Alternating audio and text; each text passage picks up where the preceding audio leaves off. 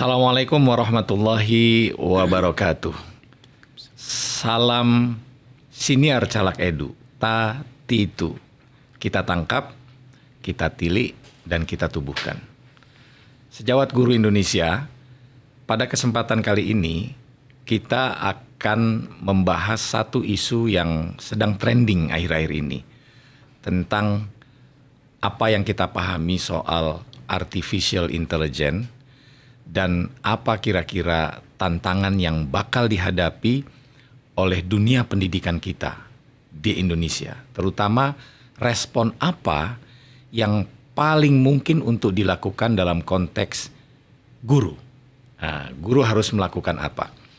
Kenapa demikian? Karena ketika kita sedang memasuki dunia apa yang disebut oleh Yuval Noah Harari itu sebagai Homo Deus gitu, di mana artificial intelligence itu dapat menggantikan posisi dan peran manusia gitu.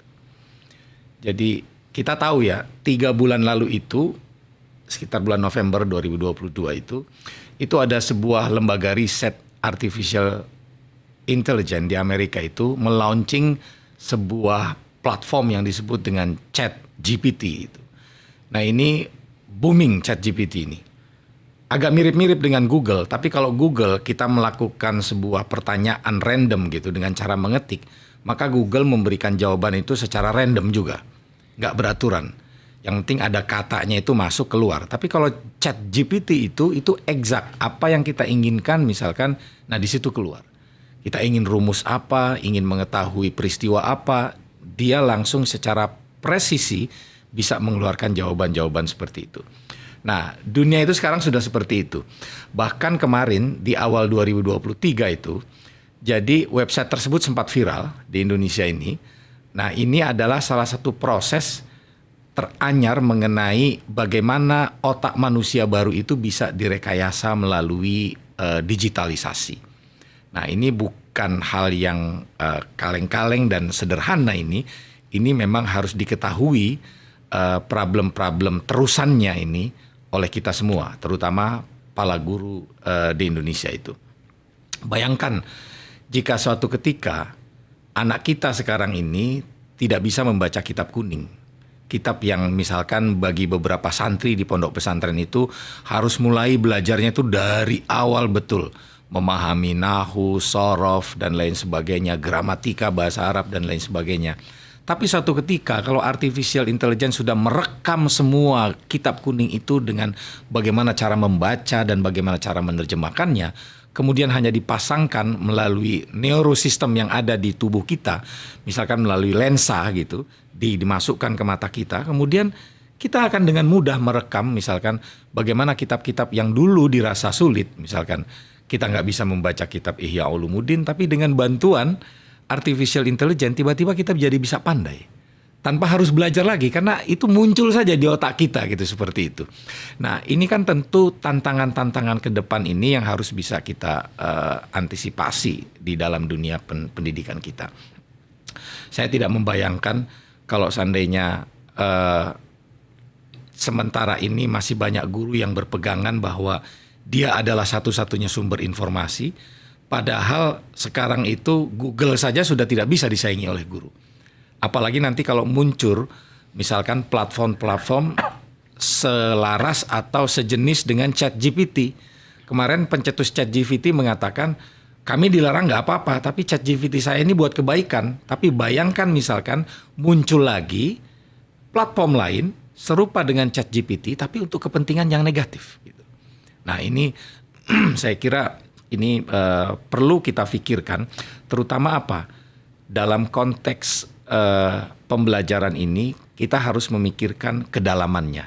Kalau para guru, sejawat guru di Indonesia ini terbiasa misalnya dengan konsep yang disebut dengan HOTS, High Order Thinking Skill, semua yang kombinasi untuk menjadikan siswa kita itu memiliki HOT itu, high order thinking skill, itu basis pendekatannya adalah kognitif itu.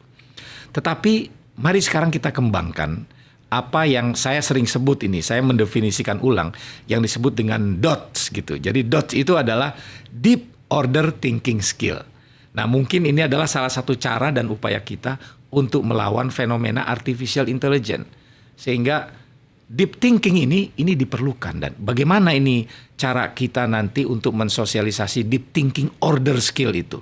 Jadi kedalaman berpikir soal rasa kemanusiaan, soal persaudaraan dan lain sebagainya itu, tetapi itu menjadi sebuah keterampilan yang rata-rata nanti akan dimiliki oleh guru-guru di Indonesia. Nah, ini tentu saja bukan hal yang mudah. Sejawat Guru Indonesia, kita beruntung untuk mendiskusikan apa yang kita sebut dengan deep order thinking skill ini untuk mengantisipasi kemunculan yang disebut dengan ChatGPT, artificial intelligence itu. Kita saat ini sudah kedatangan seorang guru besar, saya kira Pak Profesor Dr. Komarudin Hidayat. Saya biasa menyapanya dengan Mas Komar. Beliau ini rektor dari Universitas Internasional Indonesia. Jadi pada sesi kali ini kita akan mencoba berdialog. Jadi beliau orang yang kaya sekali dengan wisdom. Karena itu ketika berbicara soal deep order thinking skill ini adalah sebagai salah satu cara Siniar Calak Edu ini ingin membuat pengantar yang kira-kira bisa dipahami oleh para guru. Apa sikap kita terhadap jenis-jenis pengetahuan baru yang dimotori oleh artificial intelligence itu. Kira-kira begitu. Selamat datang Mas Komar. Selamat datang. Makasih. Siniar Calak Edu ini. Jadi ini sebetulnya tidak terlalu kompleks, Mas. Jadi yang sederhana aja yang kita pikirkan. Kita ingin misalkan para guru itu meskipun di pelosok ujung sana di Indonesia, di perbatasan, setidaknya dia bisa paham. Ya. Ini artificial intelligence ini kira-kira benefitnya ada nggak ya buat kita? Kemudian apa manfaat dan mudaratnya ini ke depan ini? Karena kan kita harus pikirkan resiko-resiko, Mas. Jadi bayangkan kalau sebuah artificial intelligence itu bisa mengcover semua jenis ilmu pengetahuan. Saya membayangkan jangan-jangan anak-anak kita ke depan ini nggak butuh sekolah, Mas. Dia nggak perlu sekolah, cuma beli chip. Kayak seperti hari ini kita beli chip untuk kartu kartu handphone dan lain sebagainya. Dan dia tinggal memilih chip misalnya untuk mengerti biologi, mengerti kimia, mengerti fisika. Kemudian dia plug on gitu di salah satu tubuhnya itu, kemudian terhubung dengan neuroscience yang ada di otak kita, dia menjadi automatically smart gitu. Nah ini kan tentu saja dulu orang membayangkan tidak mungkin, sekarang gejalanya sudah mulai muncul nih Mas. Gitu. Nah kira-kira apa pendapat Mas Komar berkaitan dengan fenomena yang kita sebut dengan artificial intelligence ini? Yang pertama sebelum masuk ke pertanyaan itu, saya concern sekali tentang dunia pendidikan di Indonesia. Karena masa depan Indonesia itu dipertaruhkan pada dunia pendidikan, pada SDM. Dan kedua, ini juga menyangkut bagaimana nasib guru yang jumlahnya sekian ratus ribu. Jutaan, Mas. Juta. Kalau mereka tidak mampu mengalami transformasi, peningkatan, mereka juga akan kalang kabut. Jadi anomali. Ketika guru anomali dan dampaknya pada bangsa juga mengalami anomali, ini kan habis bangsa ini. Jadi ke depan dunia pendidikan ini harus melakukan rethinking yang radikal. Yang harus radikal rethinking about our education. Kalau tidak ketinggalan, itu satu. Nah yang kedua, kembali kepada pertanyaan pokok tadi. Saya akan mulai dengan beberapa hal-hal yang sederhana ya. Belum lama saya ke Dubai. Saya tanya bagaimana perkembangan di sini. Jadi Emirat Arab itu penduduk aslinya 1 juta, pendatangnya 9 juta. Dan kalau Anda ke mall, kemana warna Arabnya itu sudah hampir hilang. Orang menggunakan bahasa Inggris, pakaian juga bebas. Di sana dibangun dengan dasar 3T. Transportation, Trade, and Tourism. Jadi pesawat Emirat, airportnya. Jadi mereka punya semboyan Dubai untuk dunia. Nah, tapi yang menarik saya tanya gini, bagaimana keamanan di sini? Begitu terbuka masyarakatnya, saya surprise. Jam 3 malam pun wanita di sini aman berjalan. Jadi bayangan bahwa di sana Timur Tengah Arab wanita tidak aman, tapi di Dubai itu jaminan aman. Sebabnya? Aman aja. Nah, tapi ketatanya sebabnya apa? Di sana aman, laki-laki, perempuan, jalan malam, wanita aman. Bukan takut pada Tuhan, bukan takut pada polisi, tapi takut pada CCTV. Ya. Jadi di sembarang tempat itu ada CCTV. Ya. Jadi kalau ada orang macam-macam langsung ketahuan, ketangkap. Gitu. Dengan kata lain, pengawasan malaikat yang abstrak, metafisik, itu dikonkretkan menjadi pengawasan CCTV. Ya. Gitu. Ya. Kalau malaikat kan tidak kelihatan, orang berani melanggar. Ya. Tapi kalau CCTV itu kan dekat sekali. Kalau melanggar langsung ketangkap. Nah, itu satu. Dulu waktu di pesantren, orang itu berharap puasa Senin Kemis dapat ilmu laduni. Tanpa belajar. Tanpa belajar, tapi mendapatkan hidayah, karomah dari Tuhan. Para wali-wali anak kiai itu tidak belajar kok pinter ya. Oh, dapat ilmu laduni gitu, langsung pinter. Nah, sekarang dengan chip itu langsung cepat sekali laduni itu. Laduni fi dunya wal akhirah kira-kira gitu. Laduni itu artinya ilmu yang spontan dapat tanpa belajar ya. Itu. Nah, yang ketiga, yang namanya buku itu kan himpunan informasi yang tebal-tebal itu. Betul. Kamus itu sudah himpunan informasi. Sekarang dengan teknologi modern, dengan AI, buku yang ketika ditempatkan di perpustakaan itu segudang berapa ribu judul, dengan alat kecil itu kan diringkas dan cepat sekali. Nah, artinya apa? Bahwa dengan teknologi modern IT itu memang sebagaimana semboyan asalnya, dengan teknologi hidup menjadi lebih mudah. Dengan agama hidup menjadi terarah. Oke. Jadi teknologi itu memang jasa utamanya memberikan fasilitas dalam technical facilities hidup lebih mudah. Ya. Itu dulu sangat fenomenal ketika orang pergi jauh dengan pesawat, lautan dan udara bisa diperpendek. Dulu orang ngiri kepada hewan yang daya tangkapnya tuh jauh. Salah satunya ikan lumba-lumba. Ya. Juga kelelawar, anjing, itu daya tangkapnya jauh. Sekarang dengan handphone, mereka kalah. Lintas benua, kita bisa ngobrol. Ya. Itu karena bantuan teknologi, sehingga kelemahan pendengaran bisa dibantu. Dengan teleskop, kelemahan indera, penglihatan bisa didekatkan. Ya. Jadi pendeknya dengan teknologi itu, kelemahan fisik kita itu bisa dibantu. Makanya, mengapa sains teknologi itu mudah diterima? Karena jasanya real, fungsional, real, bisa diuji, bisa diulangi lagi dan betul. Dengan demikian itu satu sisi menunjukkan prestasi otak manusia. Ya. Dan nggak bisa dibantah. Betul. Siapa membantah barang, siapa menolak, ya ketinggalan. Betul. Orang anti handphone dulu awal mula ketika telepon masuk ke Indonesia itu para ulama itu kan mengharamkan. Ya. Itu bisikan setan, gitu kan? Kemudian oleh saintis kita dikasihkan gininya ke ulama, coba dimulai dengan baca Bismillah, baca Assalamualaikum, baca ta'awudz. Loh, kok bisa ngomong? Berarti bukan setan, gitu kan? Iya. Jadi alam pikiran yang penuh mitologi tadi terjadi proses demitologisasi oleh sains dan teknologi. Nah, sekarang terjadi loncatan luar biasa. Ya. Artificial intelligence itu terjadi loncatan, dan ini satu prestasi kemanusiaan. Ya.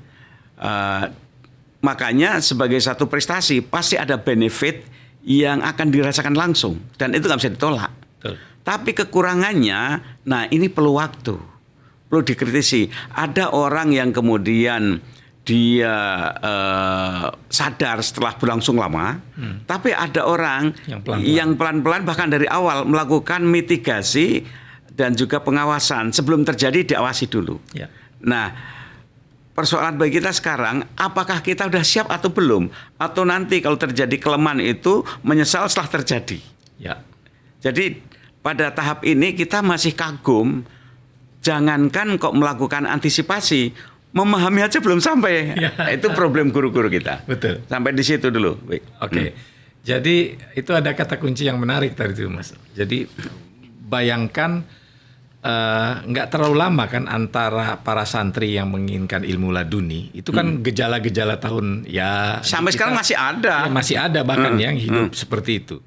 Nah, sekarang kita dihadapkan pada sebuah kenyataan bahwa pengetahuan itu gampang sekali dipelajari. Misalnya sekarang orang lagi pada berlomba tahfidz Quran. Iya.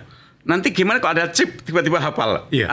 Ini Itu kan dia. satu benturan kebudayaan dan keyakinan. Rumah-rumah tahfidz bubar juga akhirnya. Iya. Kira-kira gitu. Nah, meskipun demikian Mas, ini kan tadi Mas bilang ada benefit ya. Respon kita ini kan kadang-kadang ada yang cepat, ada yang lambat. Tapi juga ada yang responnya itu nggak mau tahu. Ya. Pokoknya ya dijalani aja. Whatever will be lah kira-kira begitu. Kayak sera-sera. Kayak sera-sera gitu. Nah, kalau dalam konteks pendidikan kan kita tidak bisa begitu. Jadi saya membayangkan begini Mas. Oke lah artificial intelligence ini akan nggak mungkin kita bisa hindari juga sekarang. Pasti wujudnya itu semakin besok itu akan semakin konkret dan semakin valid dan semakin canggih gitu. Ya kan? Nah, ada beberapa video saya kira temuan-temuan itu yang memang merangsang ini nanti ke depan itu betul-betul yang namanya lembaga pendidikan itu menjadi sumir itu keberadaannya, Mas. Sebelum ke sana, saya ingin belajar dari kasus dulu sebelum AI ya. Misalnya dengan handphone atau dengan alat-alat komputer, kalau mengajar dengan visual dan sebagainya. Ternyata sekarang sudah ada satu kesadaran yang memberikan koreksi bahwa Google, Wikipedia, kemudian layanan informasi lebih cepat itu ternyata memperlemah saraf-saraf daya ingat manusia. Daya refleksi itu cenderung mati. Ya. Nah, anak sekarang itu memorinya itu pendek karena tidak sempat dilatih menghafal, tapi langsung disuplai oleh algoritma disuplai. Bahkan sebagian anak-anak itu kan nggak sempat merenung. Misalnya pelajaran mencongak, saya ingat dulu, atau mengarang ya. Itu kan butuh imajinasi, imajinasi. Itu akan memberikan penajaman Fikir dan rasa dan itu sekarang lemah. Betul. Bahkan anak sekarang, mahasiswa saya, kalau saya suruh nulis makalah 15 halaman udah kedodoran. Ya. Karena mereka biasa membaca misalnya Twitter 140 kata dan pendek-pendek. Nonton itu mesti kalau TV itu pegang remote ganti. Jadi tidak sempat kedalaman nggak sempat. Itu pengalaman yang ada. Ini lebih dahsyat lagi. Betul. Gitu. Jadi belajar dari yang situ itu satu hal yang terkoreksi bahwa ternyata teknologi yang kita andalkan, teknologi pembelajaran ketika tidak disertai dengan pengembangan inner quality, ternyata itu justru memperlemah. Ya. Belum lagi nanti ketika kita bicara tentang dimensi afeksi dan dimensi spiritualitas. Ya. Ini baru dimensi kognitif. Ya. Itu memang menjadi sangat membantu. Kalau kerja di bank itu membantu cepat sekali. Ya. Jangan berkurang juga pegawai bank. Iya, itu cepat sekali. Anda dulu belajar sistem misalnya pembukuan dan sebagainya, dengan teknologi baru sudah itu bekerja otomatis. Ya.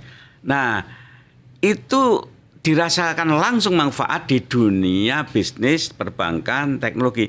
Tapi apakah ketika terjadi itu masuk dunia pendidikan akan sebagus itu manfaatnya? Jangan-jangan malah merusak. Ya, saya setuju lah dengan statement Mas Komar itu bahwa kehati-hatian kita itu adalah ada loncatan algoritma yang tidak wajar di dunia anak-anak. Misalnya kalau dalam teori psikologi pendidikan itu kan yang disebut dengan the golden age itu kan ketika synapse berusaha untuk tumbuh, itu kan harus distimulus. Ya, gizi dan stimulasi, imajinasi ya. Dengan imajinasi kan gitu. Nah ini tiba-tiba barangnya jadi semua. Ya. Di depan itu. Imajiner itu langsung kelihatan karena secara sunatullah orang belajar itu memang yang ditangkap oleh otak itu gambar kan Mas. Ya.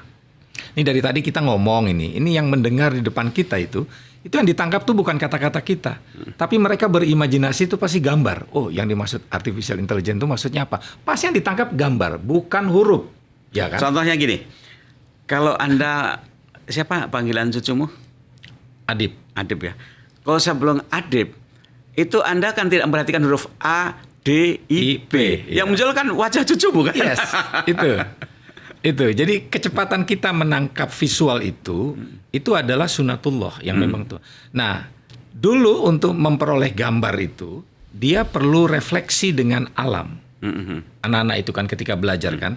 Jadi dibawa dulu misalkan ke sebuah kebun binatang, diajak jalan-jalan ya. Sekarang itu hanya di genggamannya, Mas. Tanpa dia tahu faktanya. Gitu kan? Ya. Nah, ini kan saya tidak tahu nih bisa membahayakan atau tidak ini. Jadi Mas betul sekali ketika mengatakan tadi ini sebetulnya akan menjadi ancaman itu karena apa? Terlalu cepat diperkenalkan dengan algoritma, maka ritme dari synapse anak-anak itu loncatannya itu jauh lebih hebat. Artinya apa? Jangan-jangan kualitas artifisial hari ini yang baru kita hitung satu kali, itu dengan anak-anak kita hari ini itu 10 tahun, 15 tahun ke depan bisa loncatannya 2 kali, 3 kali lipat. Ya. Karena basisnya semua udah kognisi. Yang dilupakan itu, Mas, afeksi. Nah, sebelum ke sana, kemarin itu sebenarnya sudah ada warning, misalnya ide tentang simulakra ya, simulacrum. Tapi kita baru dibuat semakin kaget setelah ada AI. Dalam teori itu ya, simulakra, orang lebih percaya pada apa yang dilihat, padahal yang dilihat itu sudah tercerabut dari realitas. Ya. Jadi saya ingat dulu ada sinetron, misalnya waktu itu siapa ya sinetron, kita itu bisa benci sekali pada aktor itu. Karena dia pemain watak gitu. Dato Maringgi. Itu sinetron apa itu saya ingat itu. Iya. Jadi ketika dia ke pasar kemana, itu orang sinis sekali. Itu kan keberhasilan kan? Ya. Padahal pribadinya baik banget. Tapi karena dalam sinetron itu dia jadi orang jahat, maka dia masyarakat itu benci sama dia. Betapa bahwa teknologi itu menipu, gambar itu menipu. Ya.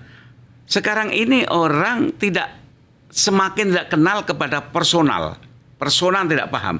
Yang ada impersonal, apakah lewat WA, lewat apa foto Facebook ya, Instagram atau TV. Orang nggak kenal personalnya, tapi itu yang dianggap benar.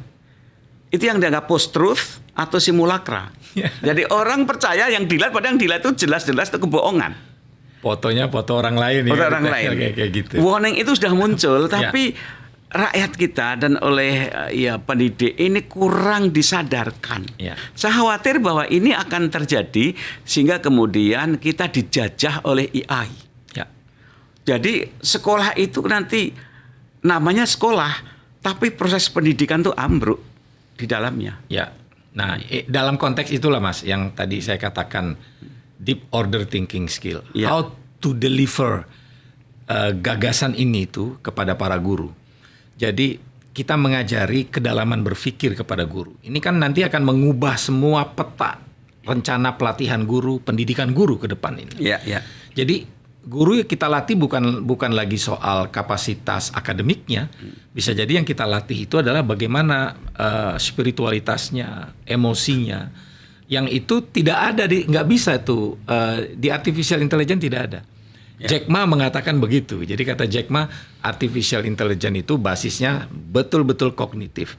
Tapi untuk rasa nggak bisa dibendung. Nah, ke depan ini saya kira kita harus mencari cara. Nanti kita ingin mengeksplorasi dari Pak Prof. Komarudin Hidayat, apa kira-kira hal-hal yang harus kita antisipasi dari pelatihan-pelatihan atau pendidikan-pendidikan untuk guru-guru kita ke depan itu. Saya kira begitu.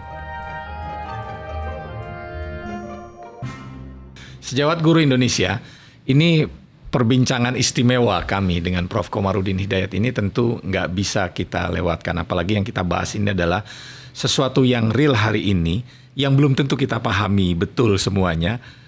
Apa kira-kira manfaat dan mudarat dari artificial intelligence, dan bagaimana cara kita mengantisipasi agar misalkan anak-anak itu tidak mengalami kejumudan, tidak cepat dewasa, padahal bisa jadi pikirannya cepat dewasa, tapi mentalitasnya masih anak-anak. Kan bisa begitu tuh Mas. Iya. Ya kan? Karena saya jadi ingat itulah, Jack Ma itu bilang, the computer will always be smarter than you. Ya kan? Di mana-mana dia selalu mengatakan gitu. Kalau komputer itu, digitalisasi itu, pasti dia akan lebih pintar dari kita. They never forget. Kita bisa lupa Mas. Tapi komputerisasi, digitalisasi, mereka merekam dengan baik itu, mereka nggak akan pernah bisa lupa. They never get angry. Mereka juga nggak pernah marah. Sabar. Sabar, mau Kapan aja diapain, ditanya jawab. jawab aja pokoknya dia. Jadi ini semua kualitas ini ada gitu kan. But computer can always make a machine gitu kan, to learn the knowledge. But difficult for the machine to have a human heart. Ya. Gitu. Jadi ini straightforward itu Mas. Ini sama seperti jargonnya siniar caleg Edu ini. Kita ingin bahwa artificial intelligence ini harus kita tangkap, harus kita dengarkan apa uraiannya, apa manfaatnya. Kemudian kita observasi apa yang bisa kita lakukan dengan artificial intelligence. Tapi dia sebelum itu nanti menjadi alat bantu kita untuk persoalan-persoalan dunia pengajaran, harus kita pastikan bahwa platform psikologisnya sudah selesai. Gitu. Ya. Gimana menurut Mas? Saya akan mulai dengan satu pertanyaan.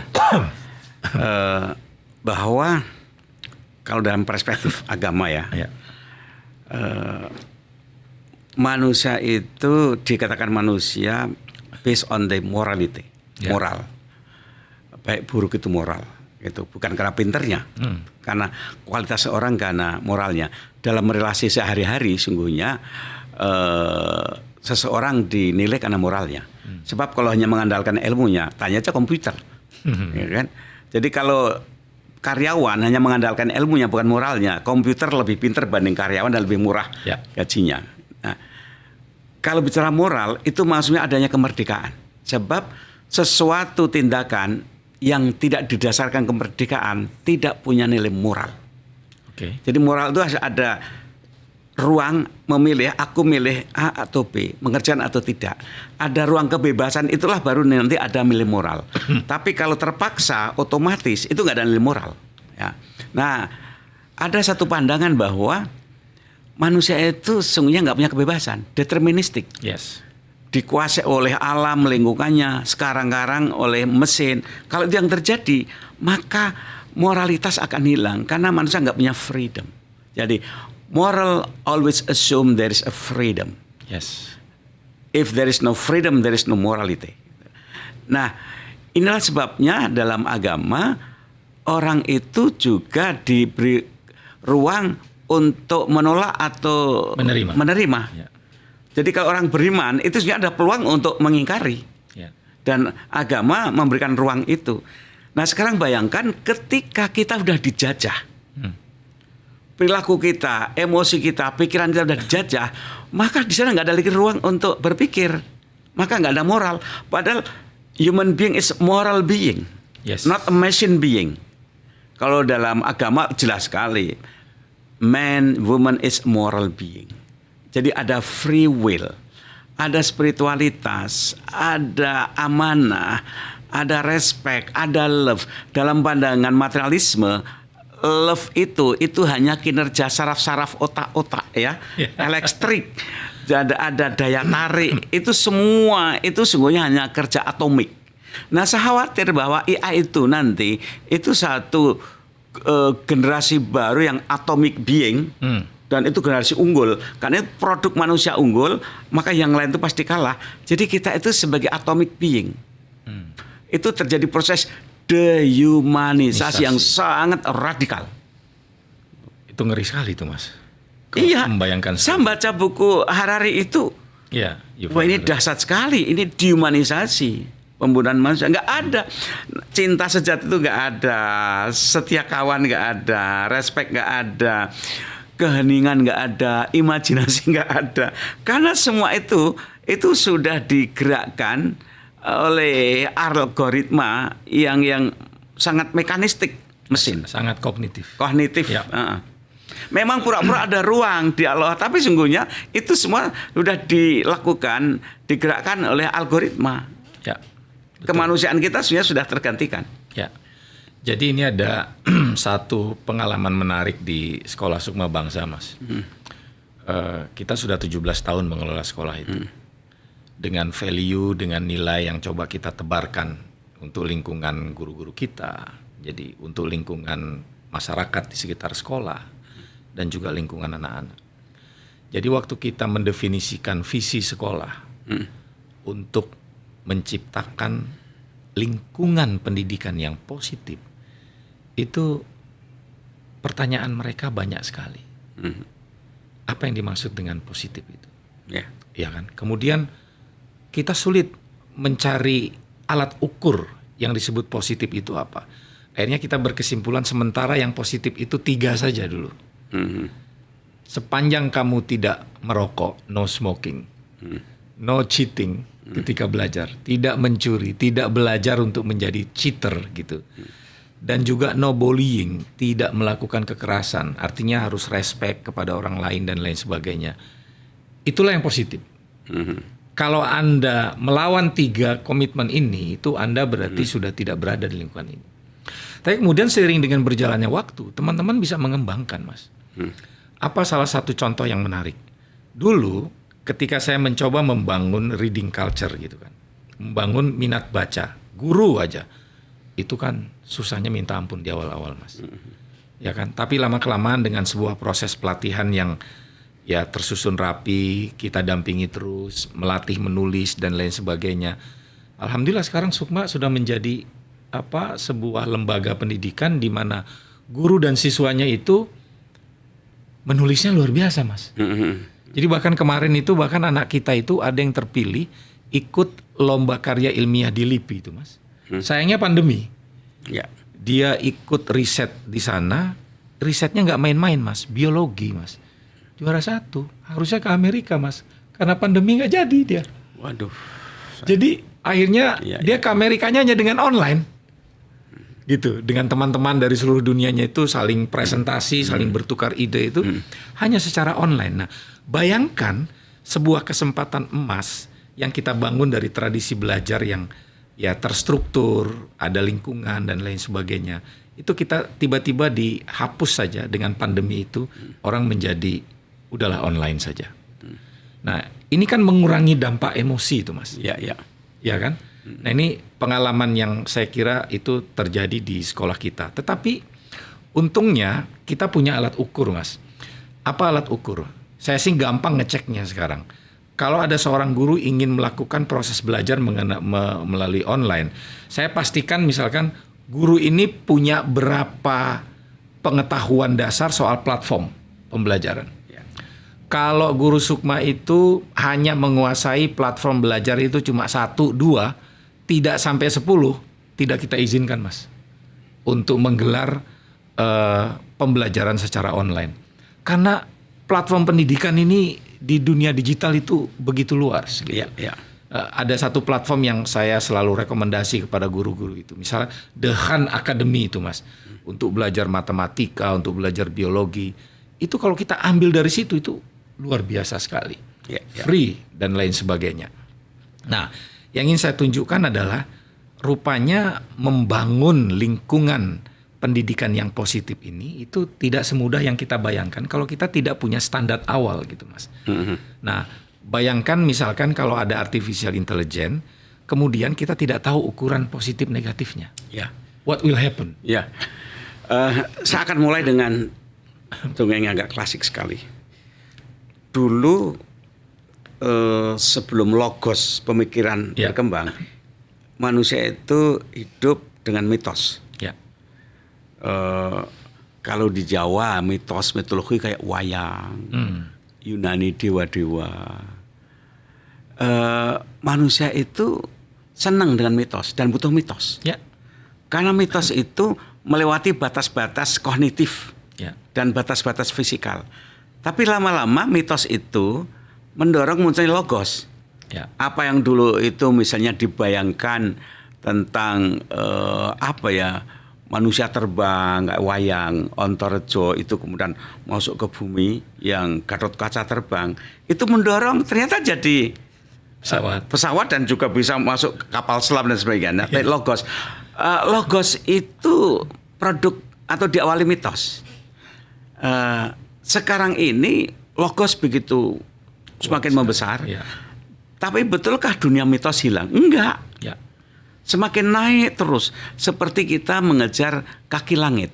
Ketika kita lari, kayaknya kaki langit di depan itu. Tapi begitu sampai situ, loh kok di sana lagi? Tambah jauh lagi. Ada terus kaki langit. Sebab gini, Kalau dunia itu semua positif, Ya. semua misalnya predictable, understandable, atau misalnya measurable, Ya. repeatable, itu jenuh loh. Ya. Kok sempit sekali dunia manusia itu. Jadi ketika dunia itu semua dikuasai dengan batas saintifik yang empirical, kelihatannya hebat maju, tapi sebenarnya itu sempit sekali. Betul. Maka harus ada orang meta science, meta, jadi metodologi. Inilah sebabnya dalam diri manusia itu perlu ada imajinasi, ada rindu. Gimana rindu diukur dengan sains? Nggak ada. Love nggak bisa diukur. Haru. Jadi walaupun kemajuan sains yang rasional, empiris, positif sedemikian hebat, agama tidak pernah mati. Yang terjadi adalah reinterpretasi terhadap agama, reformulasi agama. Tapi the core of religion itu nggak bisa hilang. Ada ungkapan makanya the religion of the heart is the heart of religion. Gitu. Jadi keberagamaan itu adalah hati. Nah dalam AI ini, artificial intelligence, ini satu yang perlu kita antisipasi bahwa tetap manusia itu adalah the master of this universe. Yes. Manusia itu masterpiece Tuhan. The master of knowledge itu kita. Itu memang produk sekelompok orang yang melahirkan AI. Ya. Tapi the rest of the people ini jangan kemudian subordinate, diperbudak, dikalahkan oleh itu. Ya. Harus kita di atasnya. Dan itu salah satunya pedomannya apa? Agama. Dan itu afeksi, rasa rindu, rasa kangen, hormat, respect. Misalnya gini, dulu ketika kecil, mengapa kita taat sama orang tua? Karena diancam dan dikasih uang. Carrot dan stick and carrot. Kita suruh cukur pun mau asal kasih duit. Kita ke dokter pun mau kalau kasih duit. Kalau enggak mau gitu. Jadi itu masih kelas, kecil. Ya. Kasih duit. Sekarang kita sudah punya uang. Lebih kaya dibanding orang tua kita kan? Ya. Dulu kita taat sama orang tua karena uang, sekarang kita lebih kaya. Tapi toh kita masih hormat. Itu kan tidak bisa dijelaskan oleh sains. Itu kan etika, itu moral. Jadi memang mungkin itu sebagai stimulasi awal boleh, tapi at the end of the day tetap ada sesuatu yang di atas itu. Ya. Tadi tentang freedom, tentang respect, tentang amanah, kasih sayang. Kalau dalam Al-Quran itu surat Ar-Rum, dalam surat Ar-Rum itu ada 7 ayat berurutan dimulai dengan wa min ayatihi. Ya. Wa min ayati.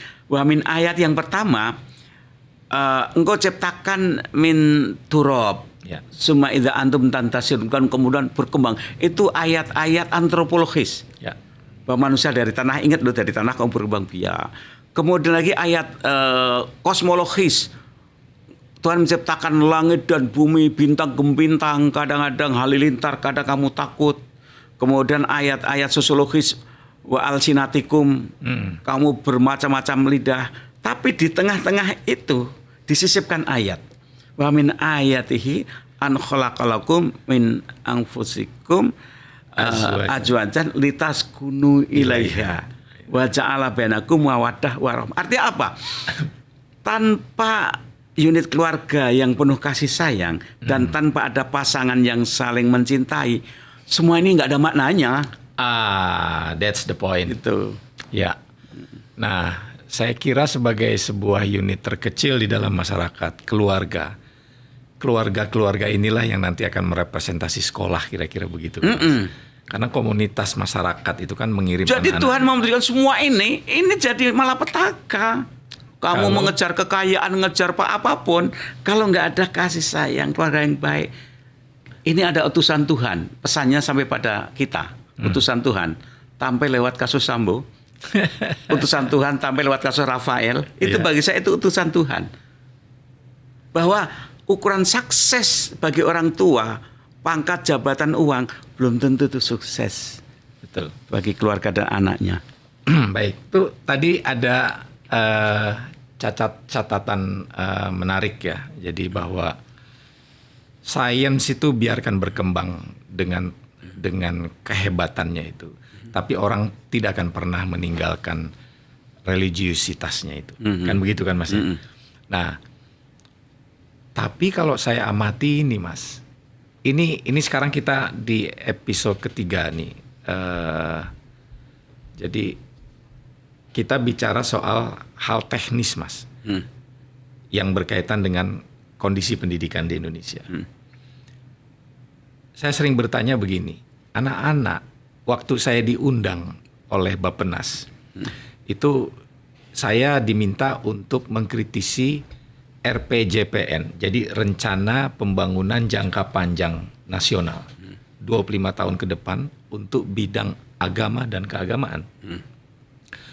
Ada beberapa pakar di situ, tapi kemudian ketika tiba giliran saya untuk menjelaskan perspektif saya mulai dengan satu pertanyaan kepada semua yang hadir di situ.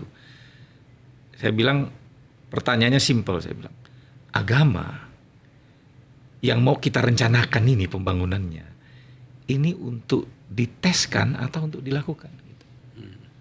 Jadi karena konteks pendidikan Indonesia ini apa-apa kan harus ada tes, ya kan? Oh, tes, iya. Tes itu kan artinya evaluasi, asesmen.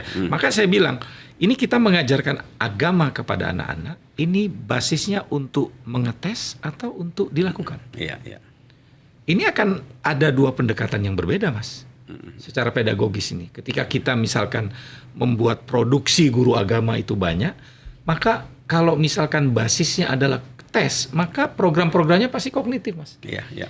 Itulah yang terjadi kalau kita riset, Mas. Buku textbook nih di Indonesia ini itu banyak sekali, termasuk buku agama. Ya. Kalau Mas perhatikan buku agama itu orientasinya itu semuanya kognitif. Iya. Bukankah itu tanda keberbahayaan? Iya. Gitu kan? Nah, jadi pada sisi ini itu langsung ada AI dicaplok, udah langsung itu dia. Subordinate ya. Iya kan? Jadi kalau itu dimakan itu ya jadi orang gampang menghafal misalkan menghafal tata cara prosedur menyembelih binatang. Iya. Secara fikih langsung bisa dijawab, Mas. Tapi problemnya spiritualitasnya berkembang apa tidak? Iya. Gitu. Jadi itu ada pertanyaan sekali sehingga misalkan di Sekolah Sukma, Mas, sekarang kami mengambil inisiatif, saya dan kawan-kawan. Kita Bismillah 2023 ini tidak akan menggunakan produk buku teks pendidikan agama yang dikeluarkan oleh baik Kementerian Agama maupun Kementerian Pendidikan. Kita membuat sendiri desain kita. Yang kita sebut dengan pendidikan agama Islam berbasis sirah nabawiyah. Alhamdulillah, Mas, nanti kita perlihatkan. Saya dan kawan-kawan sudah menyelesaikan kelas 1 sampai kelas 3. Buku teks ini. Sekarang sedang kita uji coba, Mas. Habis uji coba kita sempurnakan, tahun depan ini sudah bisa diimplementasi. Kita tulis lagi kelas 4 sampai kelas 6. Seterusnya sampai dengan kenapa harus ada perubahan paradigma ini? Karena saya melihat selama ini demi masa depan bangsa. Demi masa depan. Karena agama ini diajarkan itu secara skolastik saja, Mas. Secara kognisi itu. Jadi kedalamannya itu yang Mas tadi bicara itu kan sebenarnya soal moral, soal apa. Ini kalau nggak ada padanannya dalam keseharian kita, itu lepas, Mas. Gitu. Jadi nanti kita akan minta Mas Komar untuk mengkritisi nih buku produk dari Sukma ini, Sekolah Sukma ini. Bandingkan, bedakan dengan buku textbook yang ditulis oleh yang lain, terutama untuk kelas 1 SD sampai kelas 3. Nah, kita tidak mau kalah, Mas. Jadi kemampuan menulis akan terus kita kembangkan, tetapi yang paling penting itu di buku kelas 1 sampai kelas 3 ini semua tujuan pembelajarannya itu orientasinya adalah afeksi, Mas. Karena anak kelas 3 1 sampai 3 itu kan baru usianya sekitar berapa? 8 tahun. 9, ya golden age itu, Mas.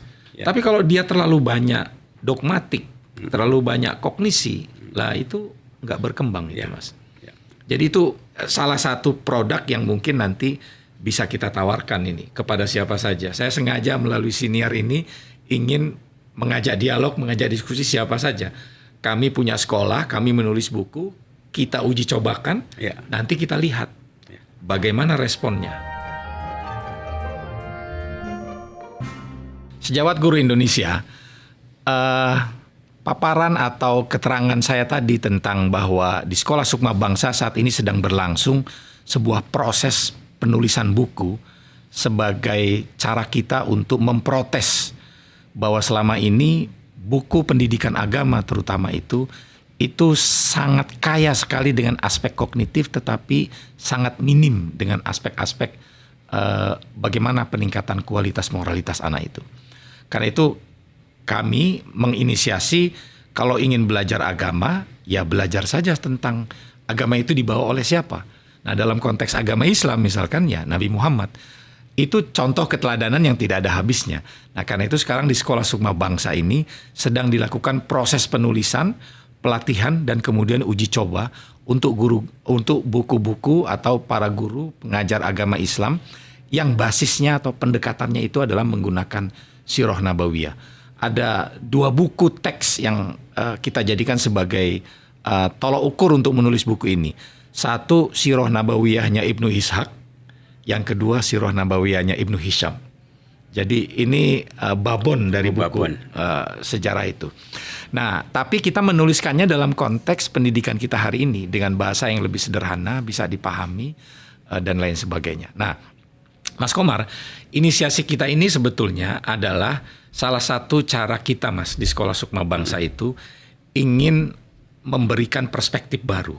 Ya. Bahwa untuk memunculkan karakter, memunculkan afeksi, perlu sebuah cara baru melihat textbook.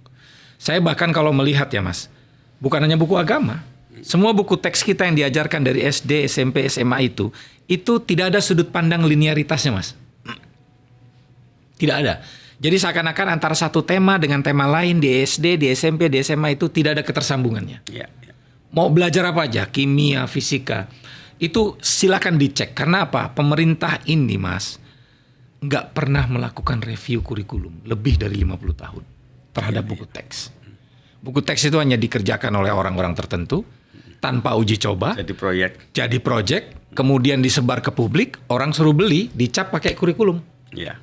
Kira-kira begitu. Nah, Sukma melawan itu. Ya. Kita ingin membangun tradisi baru. Kita yakinkan nanti insya Allah mulai 2023, Mas, bukan hanya buku agama yang ingin kita tulis. Tapi kita ingin membuat buku kita sendiri yang ada linearitas. Kalau anak belajar fisika dari SD itu yang paling dasar apa, SMP apa, SMA apa, dan lain sebagainya. Ini sedang kita kembangkan dengan pendekatan yang kita sebut bracket system itu, Mas. Kita punya pendekatan baru nih untuk menulis buku. Nah, menurut perspektif Mas Komar, kira-kira mungkin nggak cara yang dilakukan oleh Sekolah Sukma ini nanti menjadi bagian dari kita itu untuk melahirkan guru-guru yang punya daya juang afeksi, rasanya itu lebih hebat, Mas. Untuk mengantisipasi yang tadi sudah kita perbincangkan panjang lebar itu soal efek negatif dari artificial intelligence. Positifnya kita sudah tahu. Ya kan, ini ya kesempatan buat kita untuk bisa mempercepat peradaban itu berkembang, tetapi at the same time, tapi ada juga nanti peradaban yang melambat, pertumbuhan psikologis anak yang melambat. Gimana menurut Mas? Kalau Anda mulai dengan statement sebuah kritik kekecewaan pada kurikulum, saya ini kecewa betul dengan wacana Pancasila. Jadi orang sibuk, bahkan ada berbagai lembaga pembinaan Pancasila macam-macam. Tapi saya tidak melihat ada satu metodologi yang betul-betul tepat. Sila setelah ketuhanan itu kan kemanusiaan. Ya. Jadi intinya kan kemanusiaan. Tuhan menganjurkan baik. Baik itu kan peristiwa kemanusiaan. Ya. Suruh jujur, kemanusiaan. Jadi orang pinter itu kemanusiaan. Ya. Zakat kemanusiaan. Jadi muaranya, operasionalnya itu kemanusiaan. Agama pun begitu kan, kemanusiaan. Nah, dalam Pancasila ketuhanan kemanusiaan. Ketika nanti muaranya keadilan sosial, kemanusiaan juga sungguhnya itu. Ya. Tapi ini nggak pernah dipelajari, diseriusi konsep kita kemanusiaan, membentuk manusia seperti apa. Dan ini agenda pendidikan. Betul. Jadi sungguhnya yang namanya BPIP itu, ya Dikbud itu BPIP.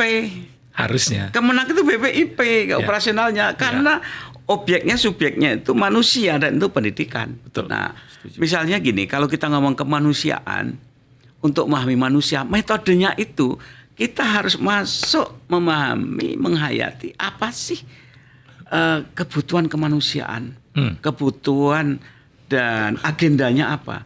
Salah satunya adalah empati, misalnya. Jadi kalau kita ingin mendidik anak-anak, misalnya ketika makan, saya suka bilang depan anak-anak ya kalau buka, coba berapa tangan yang berjasa sampai makanan depan kita. Depan meja ini ada berapa macam? Ada nasi, ada sayur, ada sambal, ada ini, ada ini. Coba sekarang kita hitung ya. Nasi ini sampai sini berapa tangan? Ini tadi dari belakang yang masak. Ya. Diurut lagi ke belakang lagi. Terus kemudian yang jualan kemudian terus sampai petani, terus ini berapa? Coba kalau kita sampai tidak berterima kasih mendoakan pada mereka, betapa kita nggak manusiawi. Ya. Ketika kita makan nggak habis seenaknya, nggak menghargai jerih payah mereka. Betul. Kemudian ketika kita mencela, coba kalau yang masak, bibi di belakang dengar, hanya mereka takut aja. Mungkin mau dilempar barangnya itu, sakit sekali. Iya. Oleh karena itu ketika makan enak, setelah terima kasih pada Allah, sampaikan terima kasih kepada bibi itu. Bilang, katakan enak. Itu aktual sekali. Dan doakan semoga petani yang berjasa tangannya sampai ke sini itu berkah hidupnya. Oke, satu. Kedua, kamu makan apa? Pisang. Yang nanam siapa? Terus kamu bisa makan itu siapa yang berjasa? Petani. Yang membeli pisang ini siapa? Orang tuamu kan, bukan kamu kan? Sekarang dari tanganmu, apa yang orang lain bisa merasakan kenikmatan, dari tanganmu sendiri apa? Jadi saya ajak anak-anak itu Take berempati, and give, itu jadi aku, menjadi kami, menjadi kita. Keakuan itu bagian dari kekitaan. Kekitaan itu himpunan dari kami dan aku. Dan itu dalam konteks harus yang real. Jadi kalau kita tidak empati, tidak masuk, tidak engage dengan mereka, kita itu terpisah dari kemanusiaan. Ya. Nah, pendidikan kita terpisah. Ada anak ya, beli fried chicken pakai ATM. Saya tanya, pernah nggak kamu pegang ayam? Saya punya pengalaman otentik pegang ayam bahkan sampai pantat ayam. Ada anak yang tidak pernah meluk pohon beras, tidak pernah kakinya itu nginjak sawah. Itu kemiskinan dan itu harus dirubah. Dan ini bisa dikembangkan yang lain, jasa-jasa yang lain. Makanya saya suka menganjurkan yang anak-anak itu perlu misalnya rekreasi, homestay. Ya. Jangan luar negeri saja, Betul. perlu luar negeri. Betul. Tapi tinggal di satu rumah yang miskin, yang ternyata sehari itu berapa kebutuhannya. Itu empati. Ini satu contoh saja. Jadi dari nilai yang kognitif, yang teoritis, normatif harus ditanamkan dalam konteks yang real sehari-hari. Ya. Nah, bisa nggak kita membayangkan secara teknis? Mas bisa bayangkan itu. Sebetulnya yang dikatakan oleh Mas itu kan cara melakukan proses pelatihannya kan tidak mahal-mahal banget itu. Iya. Iya kan? Tapi memang butuh visi dan artinya itu keseharian yang ditubuhkan sendiri, misalnya kayak di sekolah Sukma, Mas. Sekolah Sukma kan sederhana nih. Kita punya bantuan dana bos nih. Guru saya kasih jatah, Mas. Oke, saya kasih kamu 200.000. Kamu ingin undang siapa untuk datang ke sekolah? Supaya yang diundang kan aneh-aneh kalau oleh sekolah Sukma tuh, Mas. Ada kenek bus, penyapu jalanan, bidan, polisi, dan lain sebagainya.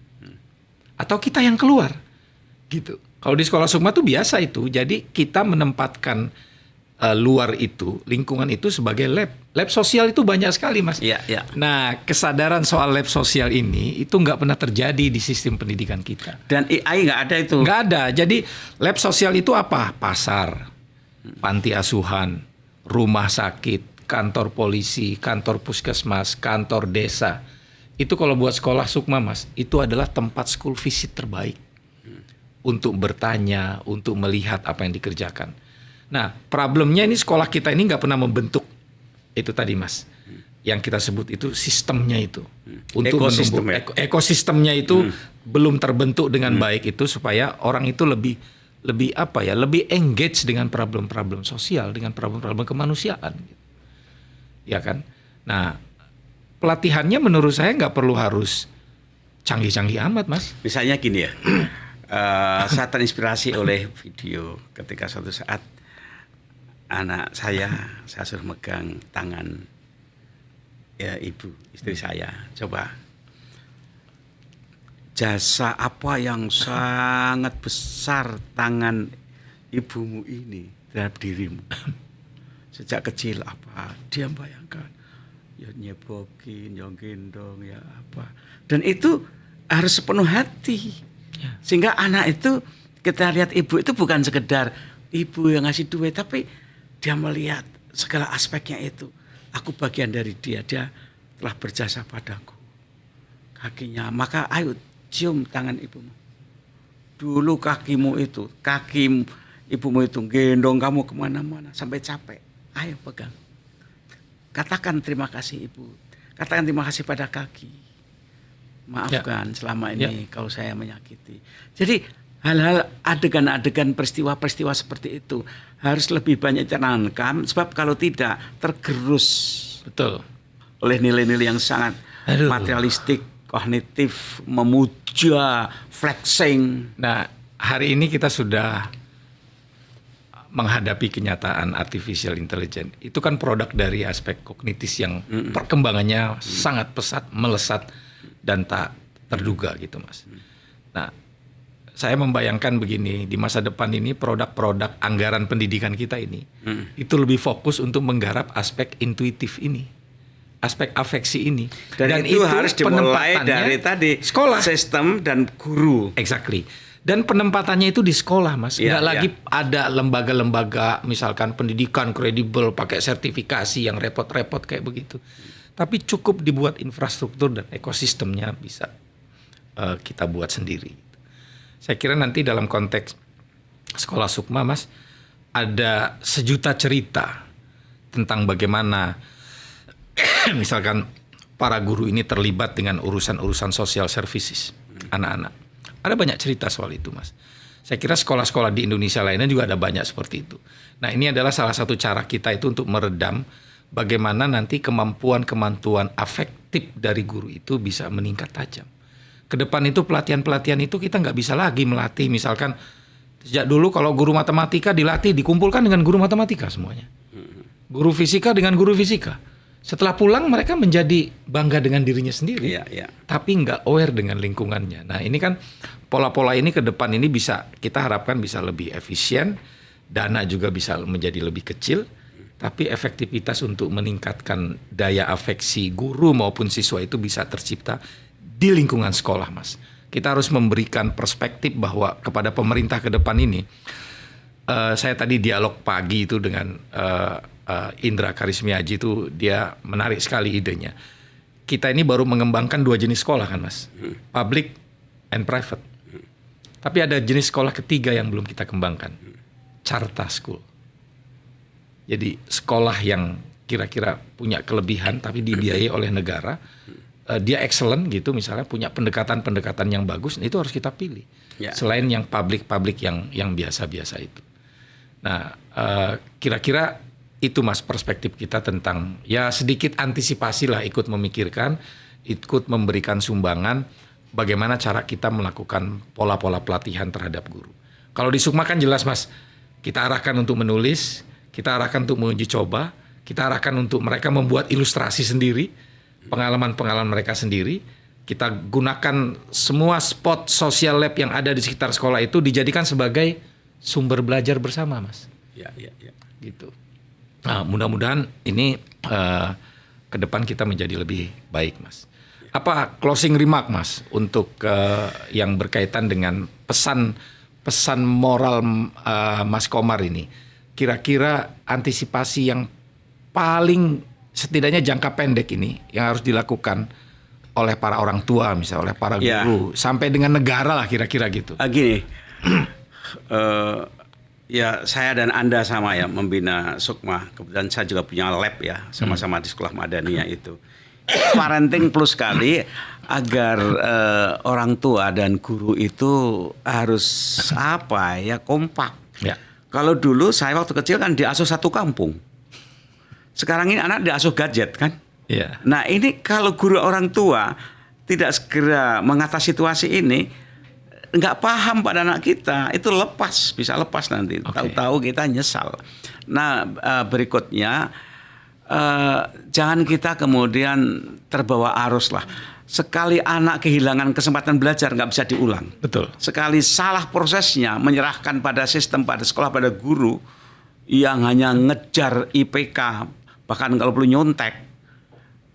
Bahkan ada yang orang tua itu sampai mendekati datang ke rumah kepala sekolah cari bocoran. Ini kan parah sekali. Ya. Ini kan penghancuran generasi masa depan. Ya. Jadi karakter ini bagi saya tetap penting. Bukan penting, itu fundamental, moral. Ya. Sebab kalau kognitif itu sekarang semakin murah. Layaknya handphone, pertama mahal sekali itu. Sekarang kan murah sekali handphone. Ya. Begitu juga AI. Itu lama-lama mudah sekarang. Betul. Sekarang yang diperlukan itu anak-anak bukan mengejar informasi, menseleksi informasi. Ya. Nah ini penting sekali, guru-guru, murid, orang tua perlu parenting, salah satunya bagaimana mensikapi meledaknya digital teknologi. Ya. Bagaimana kita masuk digital culture, ini perlu persiapan guru dan orang tua. Oke. Sejawat Guru Indonesia, saya kira perbincangan kami ini bisa dinikmati oleh semua kita yang terlibat di dalam dunia pendidikan. Saya ingin memberikan apresiasi, terima kasih kepada Prof. Komar yang sudah mau bersama kita dalam Siniar Cala Edu ini dan membahas satu materi yang beyond gitu kan. Jadi mungkin orang belum memikirkannya, tetapi kita mulai memberikan perspektif bagaimana harus mengantisipasi. Sekali lagi, Siniar Cala Edu ini adalah ingin memberikan perspektif, karena itu jika ini bermanfaat, Anda mendengarkan dengan baik, kemudian Anda observe dengan baik di sekitar Anda. Tadi sarannya, rekomendasinya menurut Mas Komar adalah kalau setiap sekolah itu punya parenting education yang artinya berkesinambungan, kira-kira begitu, itu saya kira tidak akan ada yang bisa melawan itu. Jadi pusat kekuatan moral itu ada di guru dan ada di orang tua. Di antara keduanya itu adalah pembentukan moral itu sejatinya harus terus-menerus kita perkuat, baik secara formal maupun informal. Sejawat Guru Indonesia, sekali lagi terima kasih Anda sudah mau bersama-sama kami di Siniar Cala Edu, dan kita jumpa lagi di lain kesempatan dengan tema berbeda, tetapi masih tetap ingin memberikan perspektif tentang bagaimana seharusnya kita mengelola pendidikan, mengelola sekolah, mengelola anak-anak kita untuk masa depan Indonesia yang lebih baik. Terima kasih Prof. Komarudin Hidayat. Assalamualaikum warahmatullahi wabarakatuh.